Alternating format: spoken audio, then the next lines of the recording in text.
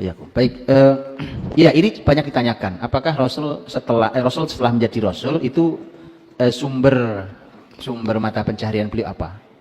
Sebelum beliau jadi Nabi, beliau pedagang. Apalagi ketika sudah menikah dengan Khadijah, maka kan modal Khadijah itu besar sekali.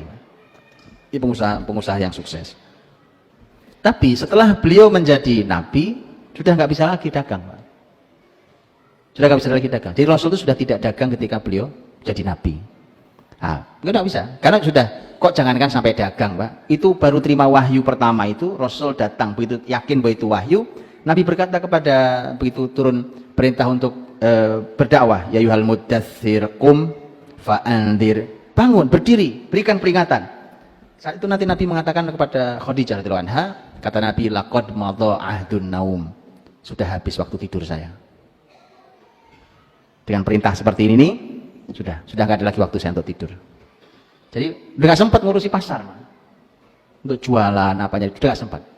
Karenanya Nabi itu, makanya itu kadang-kadang ya kalau tidak ada makanan ya puasa betulan. Nah, Nabi itu orang yang tidak mungkin menampakkan ketidakmampuannya, kemiskinannya, itu nggak ada, Pak. Kalau nggak ada, betul nggak makan, sudah. Adanya cuma air sama kurma 2 bulan berturut-turut. 2 bulan berturut-turut di rumah istri Nabi. Itu sudah kejadian. 3 kali hilal, itu artinya 2 bulan. 3 kali hilal itu 2 bulan. 2 bulan berturut-turut tidak ada makanan kecuali air dan kurma. Cobain kalau nggak percaya, Pak. Betapa susahnya itu. Tapi itu kenyataannya. Sehingga dari mana sumbernya? Gitu ya. Dari mana sumbernya? Ada beberapa sumber. Sumber pertama adalah hadiah dari para sahabatnya. Nabi tidak menerima sedekah karena Nabi tidak boleh makan harta sedekah, tapi Nabi terima hadiah. Nabi dapat hadiah-hadiah. Kadang-kadang datang pengusaha seperti Dihya bin Khalifah Al-Kalbi. Pengusaha besar datang ke Nabi, nanti ngasih hadiah sendal, baju, gitu, Pak. Nabi terima hadiah. Karena itu sebagai sambung persaudaraan. Kemudian sahabat kaya raya Sa'ad bin Ubadah radhiyallahu anhu, ini pemimpin masyarakat Khazraj. Pemimpin besar ini kaya raya dan itu bisa setiap hari dia ngundang puluhan orang untuk makan di tempat dia itu, tiap hari bisa. Jadi kalau hari ini alhamdulillah mulai muncul gerakan ngasih makan gratis ya di mana-mana. Itu Sa'ad bin Ubadah dari dulu begitu. Waktu masih sulit makanan di awal-awal Madinah, kalau sudah habis sholat isya begini, Nabi lihat mulai pada kelaparan tapi gak ada yang bisa dimakan. Nabi umumkan, kata Nabi, siapa di antara kalian yang punya sisa makanan untuk 1 orang, bawa saudaranya 1. Yang cukup untuk 2 makan, bawa 2 orang, dan seterusnya. Pokoknya masih ada sisa makan, tolong dibawa saudaranya. Ada yang bawa 1 orang, bawa 2 orang, bawa 3 orang. Sa'ad bin Ubadah bawa 80 orang. Orang kaya raya, Pak. Antum mau saya kasih doanya Sa'ad bin Ubadah? Doanya nekat ini. Saya kasih, tapi kalau antum berdoa, antum tanggung jawab di depan Allah sendiri masing-masing ya. Ini agak ngancam sedikit doanya. Karena doanya ini luar biasa, antum pasti senang banget doanya. Ya, cuma tanggung jawabnya nggak mudah. Karena Sa'ad bin Ubadah itu kayak gitu model orangnya. Sa'ad bin Ubadah doanya begini, Pak. Doanya adalah, kata beliau, ya Allah, saya ini adalah orang yang tidak cocok dengan hal yang sedikit.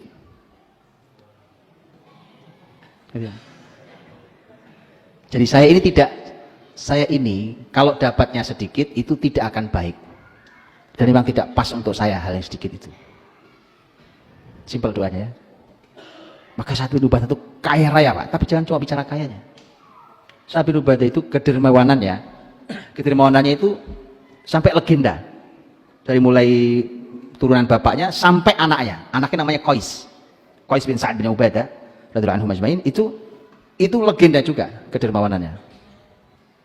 Gitu ya. Jadi kalau antum pakai doa itu, antum tanggung jawab dengan kedermawanan. Itu aja. Baik. Maka dari kadang itu Sa'ad bin Ubadah itu suka ngantri makanan ke istri-istri Nabi itu. Juga sahabat-sahabat lain. Sampai istri Nabi itu pernah protes ke Nabi, ya Rasulullah, sampaikan dong ke sahabat-sahabatmu, kalau ngasih hadiah itu nggak usah nunggu waktu engkau dijatahnya Aisyah, kenapa sih? Gitu. Karena sahabat itu juga gitu. Sahabat itu kalau ngasih hadiah itu nunggu Nabi di rumah Aisyah baru datang ngasih gitu. Sampai istri lain protes itu. Istri lain sampai protes itu. Lah, masuk kita ngomong ya Nabi juga gimana wong cuma dikasih gitu kan. Baik.